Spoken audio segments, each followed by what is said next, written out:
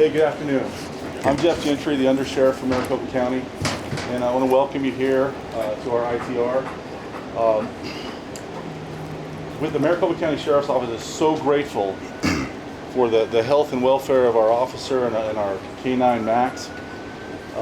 2 days ago, Max and Officer Rice were here searching for drugs, and K9 Max got dosed and became ill and started to show signs that he was something wasn't right. So he was taken to the vet where he was given Narcan and recovered. And you can see how full of energy he is right now. That was 2 days ago. Yesterday he came back to work and he found another 420 fentanyl-laced pills right here in our jail. I want to highlight just briefly how very dangerous fentanyl is in the various forms that it can come. It can come in a powder, it can come in an aerosol, it can be in a pill, and it can be ingested transdermally through the nostrils, through gastrointestinally, and it's dangerous.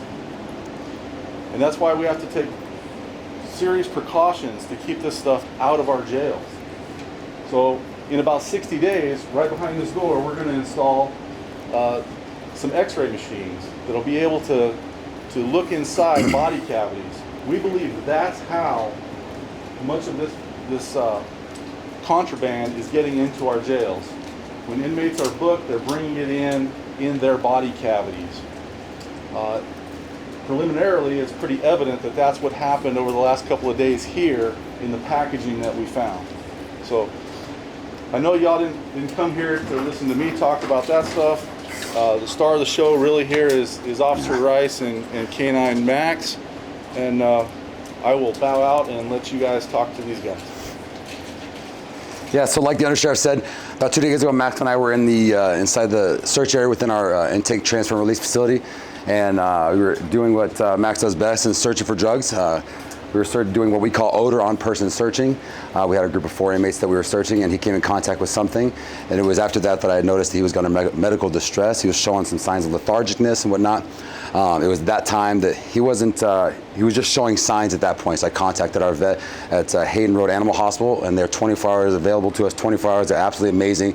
They said, load him up right away, get him to us, and we'll get him taken care of. So I got him there, made sure he was good on the way there, the whole way there. And once we got there, he was examined, and they had established that he did come in contact with something, and they administered 4 milligrams of Narcan at that point, which then in turn brought him back to his regular puppy self, as you can see now. So, and like the sheriff said, we were in here the very next day, and myself and a couple of members of our unit were out here searching, and it was because of us in here that we were able to locate another 400 plus pills that were being attempted to get brought into our facility. So we were able to keep that off of the streets and keep people safe. So yeah, that's pretty much all I got. So I'll leave it up to you guys if you guys have any questions. With the original fentanyl that he got, do you know if that was, if he sniffed it, licked it, how that worked? So it's really hard to say how he came in contact, whether it was nasally, or we obviously want to believe it could come through his paws as well. So I would like to believe it was through his nose, because he was making some pretty heavy contact with the bodies that he was sniffing at the time.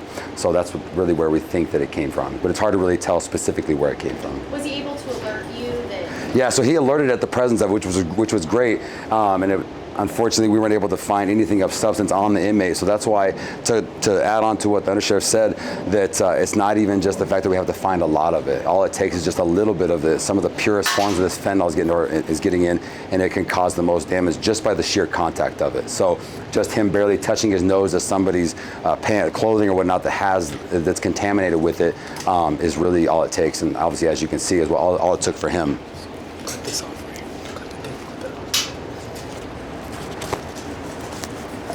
How long was he in the hospital? So he was just very quick. So as soon as they administered the Narcan, it was almost within minutes, which is the same thing for like humans. The dogs react to it just as humans do. Within 2 to 3 minutes, we react to it, and we're brought back to a regular way. It was just like him. Within minutes, he was back up trying to sniff everybody and get pets from everybody. So there was no really overnight stay that he had to be involved in. What's the date and time when this happened? So what's today? What was the date and time? 20 or 23rd, so it was Wednesday the 23rd. So it was around midday, around 1400 hours when it happened on Wednesday. How did you determine that the dog was suffering from fentanyl exposure? Was there a blood draw or urine, or how do you do that with the dog? So it's obviously not something that we're able to dictate that it was specifically fentanyl, but with the reaction that he did from the Narcan gave us the indication that it was fentanyl, some type of opiate that he came in contact with, and with it being the something, it had to have been the powder substance because there was no pills that were available around to show that he had come in contact with the type of pill, so it had to have been some kind of powder that he came in contact with. Okay, but just to be clear, we haven't determined specifically that it was fentanyl. No, not specifically, no. Okay. Has this ever happened before? Not within our units, not in fact, not even with the Maricopa County Sheriff's Office that I've heard as a whole. Now, I don't want to say I know everything, but I'm sure, but as far as in my career over the past 2 years, I haven't heard any stories within our specific agency. Obviously, I've heard of outside agencies across the nation that have dealt with this and have had and that reacted in the same manner that I did, getting them a medical attention immediately. So yes, it has happened before, but it doesn't happen as regularly as we think it might be happening. Yeah. Can you tell us a little bit more about Max, how long he's been a canine, what he specializes in? So yes, so we're part of the Maricopa County Sheriff's Office Special Response Team within the jails, and about 2 years, almost 2 years ago, we were brought on with 4 single-purpose dogs, and our sole purpose was to combat the drugs that were going into our facilities. We brought in labs, which their noses are some of the best noses on the market for hunting, and so we just manipulated that to hunt for drugs, and we brought them inside these facilities, and over the past 2 years, almost 2 years, we've been massively successful across the board in our unit. And so this is Max. He's 2.5 years old. He's an American Black Lab. All 4 of his siblings came from the same litter, and they're all part of our Special Response Team Canine unit. And so obviously he's no stranger to drugs or No. danger in general because of his job, but this is the first Yeah. time that there's been any kind of harm to the canines. Yeah, absolutely. Absolutely. And then we're super grateful that it's not something that's really normalized, that, oh, our dogs are harmed all the time. It's just something very rare that happens. But we are trained to be able to, that's what's so great about being a handler is I'm with this guy all the time. So that's why I, as a handler, was able to notice that he wasn't doing this. And so him not being that normal self is really what gave me that indication that something's going on. I need to get him medical attention as soon as possible. So you alerted on the person you brought in, and then started showing these symptoms, and then did you find anything on that person that you alerted on? No, I didn't. Not. Okay. So we attribute this to what then that, you know, if you didn't find any drugs on the guy, that, so why do we think that he was exposed to drugs if you didn't find any drugs? Well, his medical distress is really what showed me that something, he had to come in contact with something, and he hadn't done any searches prior to those 4 people that he searched on that wall. So it's really process of elimination that he wasn't doing anything before that, so it had to have been something from one of those 4. And even though it was because he alerted on that one person, it doesn't exactly mean that it was that person that I'm putting the onus on. It was just saying the process of elimination, within those 4, somebody might have had contact with something on their clothes, which is where he came in contact with, which is when he sent him into a medical distress. Down.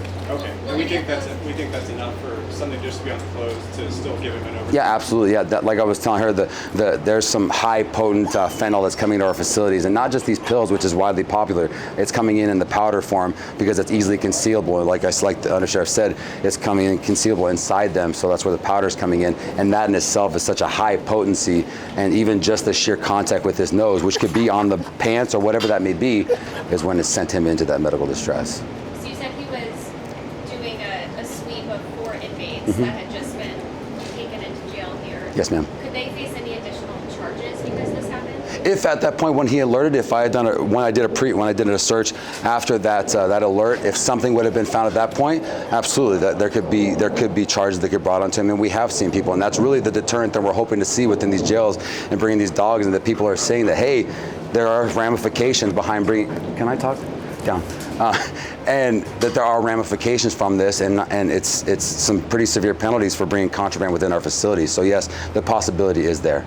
We've seen a high number of inmates either overdose over the last couple months here. Can you just speak to the importance of the job that Max and you do together? Oh, it's extremely important. I think that was one of the biggest things I was excited about coming into this unit, was the fact, the opportunity that I get to really put a dent in a lot of these overdoses. I mean, there's family members out there, there's community members out there that these are their loved ones that are going in there and they're getting hurt, and they're unfortunately losing their lives because of these horrible drugs that are coming to these facilities. So the opportunity that we get to come in every single day and put a dent in that, and not necessarily coming in to make somebody put some extra charges on somebody, but ultimately to just save a life and get these drugs out of there. And that's really the biggest opportunity that we face. And I mean, to talk alone to Max, he's been pretty successful too in his year. All right, in his 1.5-year career up to this point. So it's really paid off up to this point. So yeah. Do you have a number of how many times he's been able to detect drugs around here? So I think with him, he's had, within the past 1.5 years that we've been on duty together, I think he's probably had at least 15 to 20 fines just on his own. And that's not even compared to my partner and other my partners who have had fines on their own as well. So accumulative, it's been a massively successful creation of the unit. Did you ever know you could Narcan a dog? Yeah, I absolutely did. I know. We did. Yeah. They're affected the same way as we are to Narcan. And a lot of people's question is, why didn't I Narcan at that time? Because he wasn't showing massive signs of medical distress. It was just like those early phases of that. So that's why I immediately called our medical provider on call and said, hey, what do you think I should do in this moment? Because he was still upright, but he was just showing those early signs that something was going on. And that's when they said, hey, load him up and bring him to us and we'll get him taken care of. You spent all day with this guy. You spent 1.5 years with this guy. That had to freak you out when all of a sudden you're like, oh crap, this dog has fentanyl in the system. We could lose this dog by the end of the day. Yeah, I think the one thing that's lost on a lot of people in law enforcement is that our brains aren't exactly wired like a lot of people's brains are, and a lot of people might, in a sense, freak out when that happens, like, oh my God, my dog and my pets, something's going on with it. I think it was that time that solution-mindedness turns on at that point in time as, okay, he's showing signs, I have to do something right now to get him taken care of. So, but yes, afterwards, a lot of people have called me out on, you were kind of freaked out, and yeah, I mean. You said they gave him, did you say 400 milligrams? No, it's 4 milligrams. 4 milligrams? Yeah. One dose? Yeah, it's one dose. So one dose for human beings would be 2 milligrams. The dogs need additional doses, so 4 total milligrams. We wanted to know, has Max gone through some sort of training specifically for detecting fentanyl, or how do you train your dogs? You know, is it So yeah, early on in the phase of their careers, actually in his life, within months of being born as a puppy, he was put on what we call vapor weight training, and they're trained on the specific drugs they're going to be trained to find, and one of those being fentanyl. I know you want attention, I know, but they're getting trained on those drugs, and they're trained from a very base process of that small odor, and then then to larger thresholds of it, and then it's done over a long period of time. And it's not really a small set of time because we're always training on that and keeping fine-tuning their noses to detect it. And then just one more, how do you train them to detect but then not harm themselves, by exposing themselves to the drugs? So they're trained that once they get detection of that odor, they're immediately either going to sit down or in some cases just point. They're like, he'll point with his nose like, hey, it's right here, and not really be destructive on where that odor's coming from. Down. Yes. Not really be destructive on where the odor's coming from, but just to let us know and point to it. And that's where a lot of our training comes from is training them to just, hey, sit and point, and then we'll be good to go. Can you talk a little bit more about how serious the drug problem is in the jail and how these inmates are getting it into the jail? Yeah, I think it's a far underrated problem that we're really facing when it's coming into these jails. And I think that the problem is obviously the addiction part of it. People are addicted to it, so they can't see outside the fact of how absolutely harmful it is.